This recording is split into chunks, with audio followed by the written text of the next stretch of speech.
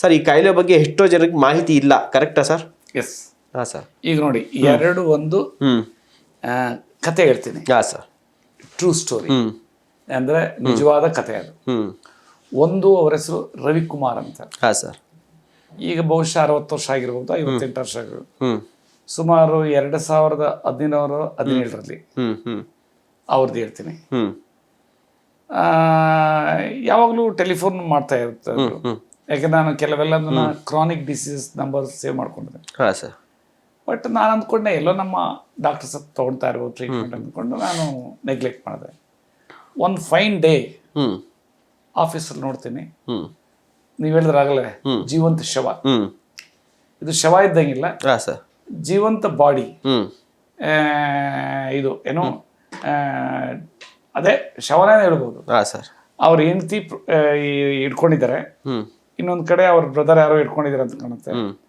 So ಪ್ಯಾಂಟನ್ನ ಪಂಚೆ type ಕಟ್ಕೊಂಡಿದ್ದಾರೆ, ಅಂದ್ರೆ pant fold ಮಾಡಿ ಅದ ಬೆಲ್ಟ್ ಮೇಲೆ ಹಾಕೊಂಡಿದ್ದಾರೆ, ಅಂದ್ರೆ ಸ್ಕೆಲಿಟನ್ ಇದ್ದಂಗಿದ್ದಾರೆ.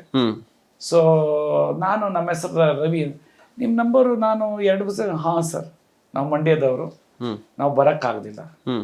ಸೊ ಈಗ ಸ್ಥಿತಿ ಹಿಂಗಾಗಿದೆ, ಇಲ್ಲೇ ನಮ್ಮ ಹೆಂಡತಿಯವರು ಮನೆ ಇಲ್ಲೇದೇನೆ. ಸೊ ಈಗ ಇಂಟರ್ವೀನಸ್ ಇದೆ ಫುಡ್, ಅಂದ್ರೆ ಇದಕ್ಕೆ ಮಾಡ್ತಾರಲ್ಲ ಲಿಕ್ವಿಡ್ ಅಂದ್ರೆ ಓರಲ್ಲೇ ಎಲ್ಲ ಇಂಟರ್ವೀನಸ್ ವೆನ್ಸ್ಗೆ ಹಾಕಿ. ಸೊ ಈಗ 25 kg ಏನೋ ಇದ್ದೀನಿ. ಆಮೇಲೆ ಈ ರೀತಿ ಇದ್ದೀನಿ ಸರ್ ಅಂತ. ನಾನು ಇಲ್ಲ ಚೆನ್ನಾಗ್ತದೆ, ಈಗ ನಾನು ಇಲ್ಲೇದೇನೆ ಔಷಧಿ ಕೊಡ್ತೀನಿ ಅಂದ್ಕೊಂಡು. ಇಲ್ಲ ಸರ್, ನಾನು ಒಮಿಟ್ ಮಾಡ್ಕೊಬೋದು, ಏನು ತಿಂದ್ರು ನನಗೆ ಬಾಯಲ್ಲಿ ಹಾಕೋಣ. ಒಮಿಟ್ ಮಾಡಿದ್ರೆ ತೊಂದರೆ ಇಲ್ಲ, ನಾನು ವರ್ಷ ಕೇಳ್ತೀನಿ ಅಂದಿದ್ದು. ನಮ್ಮ ಈ ಪ್ರಾಡಕ್ಟ್ಸ್ನ 3 ಮಿಕ್ಸ್ ಮಾಡಿಬಿಟ್ಟು ನಾನೇ ಕೊಟ್ಟೆ, ಒಮಿಟ್ ಏನೂ ಮಾಡ್ಕೊಡ್ಲಿಲ್ಲ. ಸೊ 21 ದಿನ ಸರ್ ಹೆಂಗೆ ಬಾಯಿಂದನೇ ಕೊಟ್ರ ಅಥವಾ ಬಾಯಿಂದನೇ? ಸರ್ ಅರೆ ಬಾಯಿಂದ ತಗೊಂಡಿದ್ದೆಲ್ಲ ಒಮಿಟ್ ಮಾಡಿದ್ರೆ ಇಂಟರ್ವ್ಯೂನೆಸ್ ಆಗಿತ್ತು. ಸೊ ನನಗಂತೂ ಮೈಂಡಲ್ಲಿ ಇರಲಿಲ್ಲ ಬದುಕ್ತಾರೆ ಅಂತ.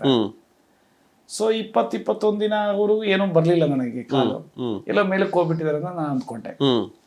21ನೇ ದಿನ ನಮ್ಮ ಆಫೀಸ್ಗೆ ಮಾಡಿದ್ದಾರೆ ಕಾಲ್ ಸೆಂಟ್ರಿಗೆ.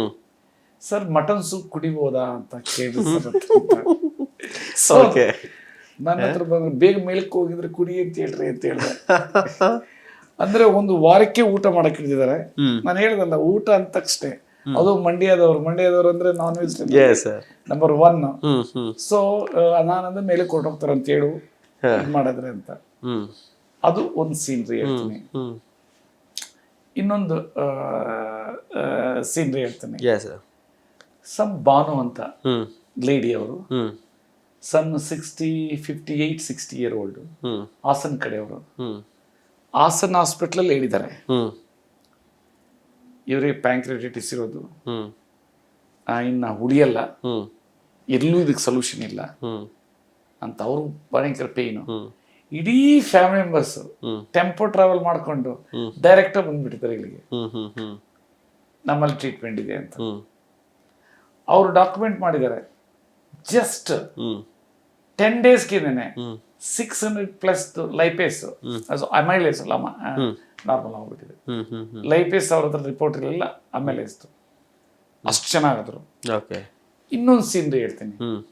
ಮಗು 8 ವರ್ಷ, ಲೈಫಲ್ಲಿ ಆಲ್ಕೋಹಾಲ್ ನೋಡಿಲ್ಲ, ಲೈಫಲ್ಲಿ ಇದಿಲ್ಲ. ಈ ಲೇಡಿಗೂ ಅಷ್ಟೇ, ಅಂದ್ರೆ ಆಲ್ಕೋಹಾಲ್ ಇಂದ ಬರ್ತದಂತೇನಿಲ್ಲ, ಅದು ಯಾವ ರೀಸನ್ ಇಂದ ಬರ್ಬೋದು. ಭಯಂಕರ ಹೊಟ್ಟೆ ನೋವು, ಅಲ್ಲಿ ಎಲ್ಲಾ ಕಡೆ ಹೋಗಿದ್ದಾರೆ. ಅಲ್ಟಿಮೇಟ್ಲಿ JSS ಹೋಗಿದ್ದಾರೆ, ಮೆಡಿಕಲ್ ಕಾಲೇಜ್ ಮೈಸೂರು. ಸೊ ಅವರು ಸ್ಪಷ್ಟವಾಗಿ ಹೇಳಿದ್ದಾರೆ, ನೀವು ಸ್ಕ್ಯಾನ್ ಮಾಡಿಸ್ರಿ ನೋಡ್ಬೇಕಂತ. ಸ್ಕ್ಯಾನ್ ಮಾಡಿದಾಗ ಕ್ರಾನಿಕ್ ಪ್ಯಾಂಕ್ರೆಟಿಸ್ ಅಂತ ಬಂದಿದೆ. 8 ವರ್ಷ ಮಗು, ಹೆಣ್ಮಗು. ಸೊ ಅಲ್ಟಿಮೇಟ್ಲಿ ಹೇಳಿದ್ದಾರೆ ಇಲ್ಲೂ ಇಲ್ಲ ಅಂತ. ಥ್ಯಾಂಕ್ಸ್ ಟು ನಿಮ್ಮಂತ ಏನೋ ಮೀಡಿಯಾ, ಅಲ್ಟಿಮೇಟ್ಲಿ ಅವ್ರಿಗೆ ಗೊತ್ತಾಗಿದೆ. ಸ್ಟ್ರೈಟ್ ನಮ್ಮಲ್ಲಿ ಬಂದು ಟ್ರೀಟ್ಮೆಂಟ್ ತಗೊಂಡಿದ್ದಾರೆ. 1 ತಿಂಗಳಿಗೆ ಎಗೈನ್ ಅವರು ಮತ್ತೆ ಸ್ಕ್ಯಾನ್ ಮಾಡಿದರೆ ಅಬ್ಸಲ್ಯೂಟ್ಲಿ ಡಿಸಪಿಯರ್ ಆಗಿದೆ. ಇಷ್ಟು ಪವರ್ ಇದೆ ನಾನು ಮಾಡಿರೋ ಒಂದು ವಿಜ್ಞಾನ, ನ್ಯೂ ಆಯುರ್ವೇದ ಮತ್ತೆ ಮಿರಾಕಲ್ ಡ್ರಿಂಕ್ಸ್ ಟ್ರೀಟ್ಮೆಂಟ್ ಪ್ರೋಟೋಕಾಲ್. ಆ ರೀತಿ ಇದು ಹೀಲ್ ಆಗುತ್ತೆ, ಬಾಡಿ ರಿವರ್ಸ್ ಆಗುತ್ತೆ, ಅಬ್ಸಲ್ಯೂಟ್ಲಿ ನಾರ್ಮಲ್ ಆಗುತ್ತೆ. ಆದ್ಮೇಲೆ ಇನ್ನೊಂದು ಹೇಳ್ತೀನಿ, ಇವರಿಗೆ ಅರಿವಾಗ್ಬೇಕಂತ. ಅವ್ರಿಗನ್ಸ ಏನು ಇದು ಪ್ಯಾಂಕ್ರಿಯಸ್ ಅಂದ್ರೆ, ಪ್ಯಾಂಕ್ರೆಟಿಸ್ ಅಂದ್ರೆ ಶುಗರ್ದು ಇದೆಯಲ್ಲ ಅಂತ. ಪ್ಯಾಂಕ್ರಿಯಾಸ್ ಅಲ್ಲಿ 2 ರೋಲ್ ಇದೆ, ಹ್ಮ್ 2 ಗುಣಗಳು. ಒಂದು ಎಕ್ಸೋಕ್ರೈನ್ ಗುಣ, ಅಂದ್ರೆ ಆ ಆರ್ಗನ್ ಔಟ್ಸೈಡ್ ಇದು. ಇನ್ನೊಂದು ಎಂಡೋಕ್ರೈನ್, ಒಳಗಡೆನ ಗುಣ. ಆಚೆ ಗುಣದಲ್ಲಿ ಏನಾದರೂ ಡಿಸ್ಟರ್ಬ್ ಆಯಿತು ಅಂದ್ರೆ ಡೈಜೆಸ್ಟಿವ್ ಎನ್ಸೈಮ್ಸ್, ನಾವೇನು ಊಟ ಮಾಡ್ತೀವಿ ಅದಕ್ಕೆ ಡೈಜೆಷನ್ ಆಗುವಂತ ಎನ್ಸೈಮ್ಸ್ ಉತ್ಪತ್ತಿ ಆಗಲ್ಲ, ಅದು ಡಿಸ್ಟರ್ಬೆನ್ಸ್ ಆಗುತ್ತದೆ, ಅಬ್ನಾರ್ಮಲ್ ಆಗುತ್ತಿದೆ. ಅದೇ ಲೈಪೇಸ್ ಅಂಡ್ ಅಮೈಲೇಸ್ ಅಂತ. ಎಂಡೋಕ್ರೈನ್ ಅಂದ್ರೆ ಒಳಗಡೆದ ಗುಣ, ಬೀಟಾ ಸೆಲ್ಸ್, ಅಲ್ಲಿ ಇನ್ಸುಲಿನ್ ಇದಾಗೋದು, ಪ್ರೊಡಕ್ಷನ್, ಅಲ್ಲಿ ಡಿಸ್ಟರ್ಬೆನ್ಸ್ ಆಗುತ್ತೆ. ಸೊ ಇಲ್ಲಿ ನಂದ್ರಲ್ಲಿ ಎರಡರಲ್ಲೂ ಸೂಪರ್ ಫಾಸ್ಟ್ ಅವರು ಗುಣಗಳು ನೋಡ್ತಾರೆ. ಇದರಲ್ಲಿ ಏನು ಗುಣ, ಡಯಾಬಿಟೀಸ್ ಅಲ್ಲಂತೂ ಹೆಂಗೋ ಮ್ಯಾನೇಜ್ ಮಾಡಕ್ ಇದ್ದೇ ಇದೆ ಔಷಧಿಗಳು, ಅದೇನು ಅವ್ರಿಗೆ ಅಷ್ಟು ಖುಷಿ ಅನ್ಸಲ್ಲ. ಖುಷಿ ಯಾರಿಗೆ ಅನಿಸುತ್ತೆ ಅಂದ್ರೆ ಪಾದ ಉರಿತಾ ಇರ್ತೈತೆ, ಕಣ್ಣು ಮೊಬ್ಬಾಗ್ತಾ ಇರ್ತೈತೆ, ಫ್ರೋಸನ್ ಶೋಲ್ಡರ್ ಒಂದಿದ್ದೆ, ಅವ್ರಿಗೆ ಒಂದೇ ದಿನದಲ್ಲಿ ಬರ್ತಲ್ಲ, 1-2-3 ದಿನ ಅವ್ರಿಗೆ ಖುಷಿ ಆಗುತ್ತೆ. ಜನರಲಿ ಆಗಲ್ಲ.